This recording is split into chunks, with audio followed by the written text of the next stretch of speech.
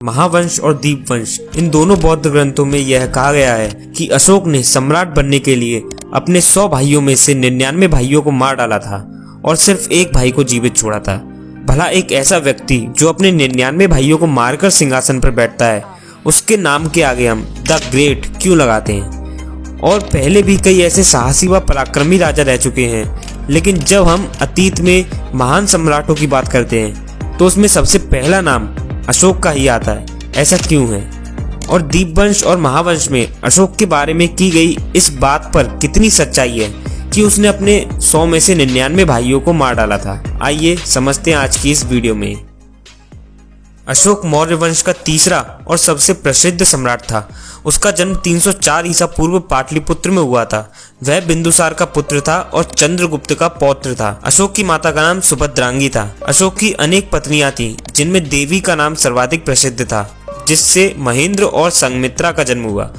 एक अन्य रानी पद्मावती थी, जिससे कुणाल नामक पुत्र का जन्म हुआ था। अशोक बिंदुसार के 101 पुत्रों में से एक था। अपनी योग्यताओं से अशोक ने बिंदुसार को इतना प्रभावित कर लिया था कि उसने उसे उज्जैन का गवर्नर नियुक्त कर दिया था। उस वक्त अशोक की उम्र केवल 18 वर्ष थी।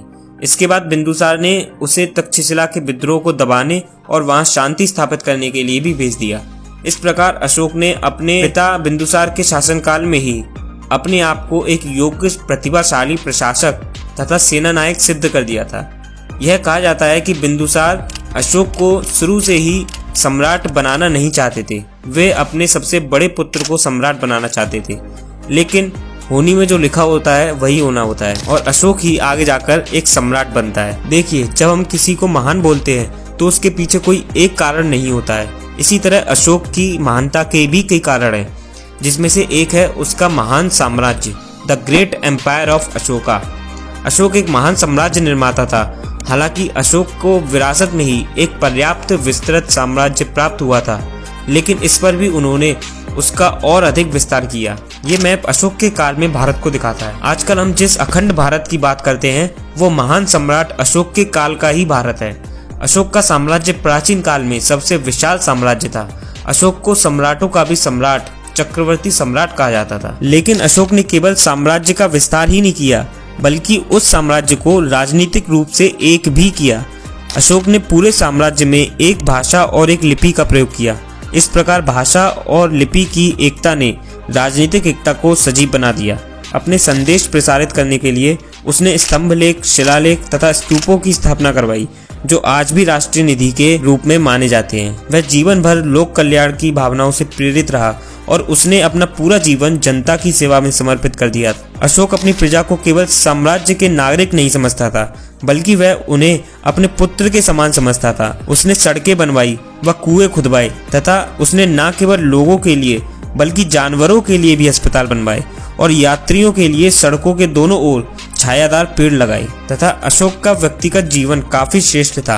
अनेक सम्राटों ने कई युद्ध लड़े, जिनमें हजारों लोगों की जानें गईं, लेकिन उनमें से किसी के भी दिल में दया, करुणा और मानवता के प्रति प्रेम का तनिक भी संचार नहीं हुआ। अशोक ही एक ऐसा पहला सम्राट था जिसने कलिंग युद्ध के नरसंहार से विचलित होकर अपने संपूर्ण जीवन को बदल दिया। उसने भोग विलास का जीवन सदैव के लिए त्याग दिया और अहिंसा, दया और करुणा को अपने जीवन का अभिन्न अंग बना लिया। अशोक ने सैनिक जीवन का परित्याग किसी हार के बाद नहीं किया, बल्कि जीत के बाद किया, जबकि उसके हाथ में एक ऐसी शक्तिशाली साम्राज्य के संपूर्ण साधन थे और वह चाहता तो किसी भी साम्राज्य को तबाह कर सकता था। इसीलिए अशोक एक महान आदर्श विजेता था। उसकी जीत अन्य सम्राटों से अलग थी। सिकंदर और नेपोलियन ने भी विजय प्राप्त की, लेकिन उनकी विजय केवल निश्चित भूभाग को जीतने तक ही थी, जबकि अशोक ने लोगों के दिलों को भी जीता था। कलिंग का युद्ध जीतने के बाद उसने अपनी सेना को शस्त्रों से सजाने की जगह सत्य, शांति और अहिंसा सुसज्जित करके धर्म विजय की। उसने रणघोष की जगह धर्म घोष किया।